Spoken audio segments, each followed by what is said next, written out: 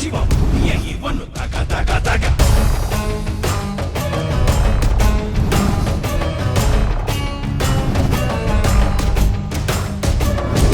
ಬರುವ ರೂಪಕ್ಕೆ ನೂರು ಲೋಕ ತಳ್ಳನ ನಂಜು ಕುಡಿದ ಕಟ ಕಟ ಕಟ ಅಷ್ಟ ದಿಕ್ಕೆ ಕಟ ಕಟ ಕಟ